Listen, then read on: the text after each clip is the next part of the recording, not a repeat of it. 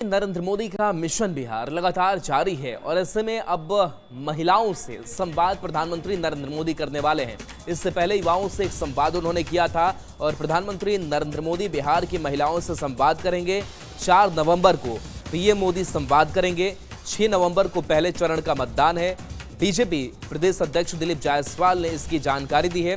6 नवंबर को भागलपुर एयरपोर्ट मैदान और अररिया के फारबिसगंज में जनसभा भी प्रधानमंत्री नरेंद्र मोदी की होनी है।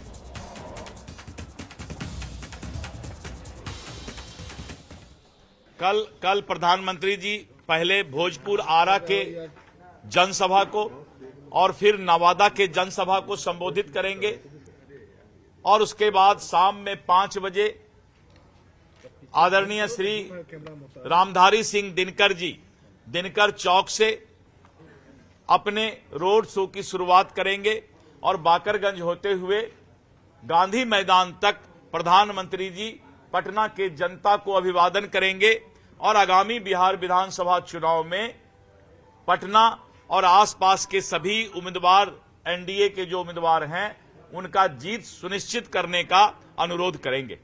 और इसके बाद 3 नवंबर को प्रधानमंत्री जी कटिहार और सहरसा में जनसभा को संबोधित करेंगे और 6 नवंबर को प्रधानमंत्री जी भागलपुर हवाई अड्डा पर और अररिया के फारबिसगंज हवाई अड्डा पर चुनावी जनसभा को संबोधित करेंगे।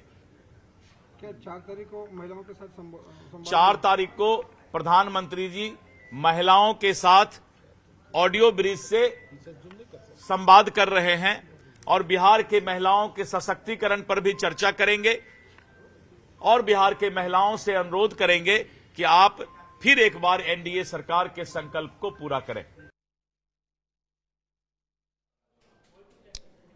और देखिए, गोरखपुर सांसद रवि किशन को लेकर के खबर सामने आ रही कि उनको जान से मारने की धमकी दी गई है। फोन पर उन्हें जान से मारने की धमकी दी गई है और बता दें कि धमकी देने वाला व्यक्ति खुद को बिहार कि आरा जिले के जवनिया गांव का अजय कुमार यादव बता रहा है। आरोपी अजय यादव ने सांसद रवि किशन के निजी सचिव शिवम द्विवेदी को फोन किया। उसने फोन पर न सिर्फ गालियां दी बल्कि खुली धमकी देते हुए कहा कि रवि किशन यादवों पर टिप्पणी करते हैं, इसलिए मैं उन्हें गोली मार दूंगा। घटना के बाद सांसद के निजी सचिव शिवम द्विवेदी और पवन दुबे ने गोरखपुर के वरिष्ठ पुलिस अधीक्षक से मुलाकात की और आरोपी के खिलाफ ज्ञापन सौंपा। क्या कह रहे हैं आप? क्या कह रहे हैं? मैं कह रहा हूँ अभी रवि किशनवा कह रहा था कि खेसारी लाल राम को बोले कि राम की मंदिर क्यों बन गई। मैं कह रहा हूँ राम की मंदिर गलत बनी, वहाँ कॉलेज होना था, हॉस्पिटल होना चाहिए। हाँ, रिकॉर्ड कर लीजिए। उसके बाद रवि नहीं आ रही, आप कौन बोल रहे हैं? तुम्हारा बाप बोल रहा हूँ, समझा दो, नहीं वहीं आके मारूंगा मैं। अरे क्या हो गया भाई साहब, क्यों गाली दे रहे हैं फोन पे? तो समाज को कह रहा है कि यादव समाज के सब उनके कार्यालय। मेरी बात सुनो शिवम जी, आप उसके कार्यालय से बोल रहे हो, हाँ या ना बोलो? हाँ मैं बोल रहा हूँ, उनका मैं निजी सचिव हूँ, शिवम द्विवेदी मेरा नाम है, बोलिए। हाँ द्विवेदी जी, मैं तुम्हारी पूरी कुंडली मेरे पास है। अच्छा, सुबह को मुलाकात भी कर लूंगा। कहाँ? गोरखपुर में? समझा दो कि गोरखपुर के में? नाम आप गोरखपुर में हैं? हाँ जी। क्या नाम है, शुभ नाम आपका? मेरा शुभ नाम अजय कुमार यादव है। कहाँ रहते हैं यादव जी? आरा से बोल रहा हूँ, आरा से। तो आप कह रहे हैं ना सुबह मुलाकात, तो आरा में कहाँ गाँव है आपका? सुबह तुम्हारे पास ही आ जाऊँ? आ जाएंगे तो ठीक रहेगा यादव जी। लेकिन रवि किशन को बुला लो, गोली मार दूंगा तुरंत, चाहे मुझे फांसी हो जाएगी। आज थाना रामगढ़ ताल पे माननीय सांसद गोरखपुर श्री रवि किशन जी को बिहार इलेक्शन के प्रचार के दौरान उनके भाषणों के संबंध में एक अज्ञात व्यक्ति द्वारा उनके पीए को फोन करके माननीय सांसद जी को धमकी देने का प्रकरण संज्ञान में आया है। उक्त प्रकरण में सुसंगत धाराओं में थाना रामगढ़ ताल पे मुकदमा पंजीकृत किया जा रहा है एवं अग्रिम नीति कार्रवाई प्रचलित है। तो आपने वो पूरी कॉल रिकॉर्डिंग सुनी जिसमें धमकी देता हुआ वह शख्स सुनाई दे रहा है कि रवि किशन को वो गोली मार देगा। लेकिन रवि किशन का भी बयान सामने आया। रवि किशन कह रहे हैं कि मैं इस तरह की धमकियों से डरने वाला नहीं हूं। तो रवि किशन को जान से मारने की धमकी मामले को लेकर के रवि किशन शुक्ला ने कहा है कि बिहार में वह फिर से चुनाव प्रचार करने के लिए जाएंगे। मेरी मां को गाली दी गई, इससे मैं बहुत दुखी हूं। जो राम के विरोधी हैं, सनातन के विरोधी हैं, इस तरीके की बात कर रहे हैं। हमारे साथ गोरखपुर सदर सांसद रवि किशन शुक्ला जी हैं, जिनको बिहार चुनाव प्रचार के लिए जान से मारने की एक धमकी मिली है। आपका स्टारडम इतना बड़ा हो गया कि बिहार में लोग डर गए हैं, आपको अब धमकी मिलने लगी। देखिए, वो प्रचार जब शुरू हुआ और उसके बाद जो माहौल, प्रधानमंत्री मोदी जी की आवाज, नीतीश बाबू की आवाज को हमने जमीनी स्तर पे उतारा, उसके बाद से हमको ये इस तरह की बहुत ही वाहियात, बहुत ओछी, जिसमें हमारी माता जी को भी इन लोगों ने बहुत अपशब्द कहे, जो मैं उसके लिए बड़ा दुखी हूँ। लेकिन मैं आपके माध्यम से कहना चाहता हूँ सारे लोगों को जो चाह रहे हैं कि मुझे धमका के मेरी आवाज़ बंद कर दें, हम लोग मोदी जी की सेना, विकास को लेकर राष्ट्र सर्वोपरि को अपने छाती में सजो के निकलें। गोरखपुर का सांसद हूँ, पूज्य योगी महाराज जी यहाँ पर हैं, तो आप सोच ही सकते हैं बाकी सब जवाब उनके पास है। और ऐसे धमकाने वाले बचेंगे नहीं।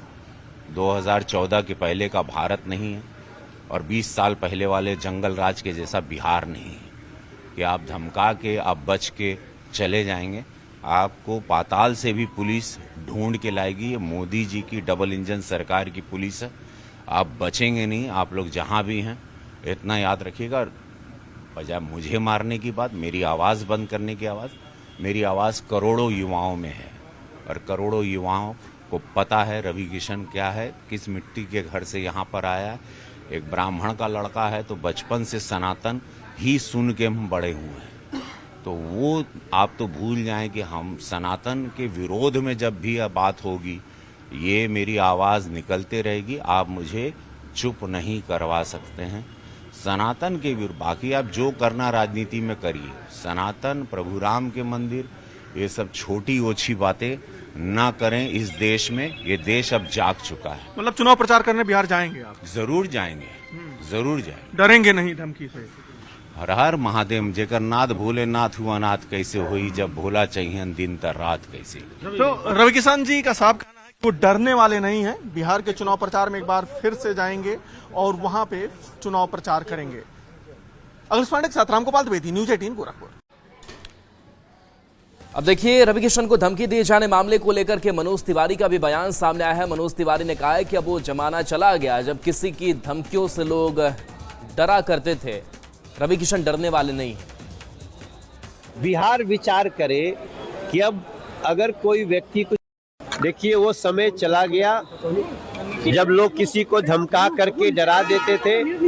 रवि किशन डरने वाले हमारे साथी नहीं हैं, लेकिन बिहार विचार करे कि अब अगर कोई व्यक्ति कुछ बोलता है तो ये धमकी देने वाली शक्तियां कहां से आ गई, ये विचार करनी। खेसारी लाल यादव ने राम मंदिर की जगह अस्पताल बनवाने की बात की, लेकिन वक्फ बोर्ड को लेकर के कुछ नहीं कार्य करे।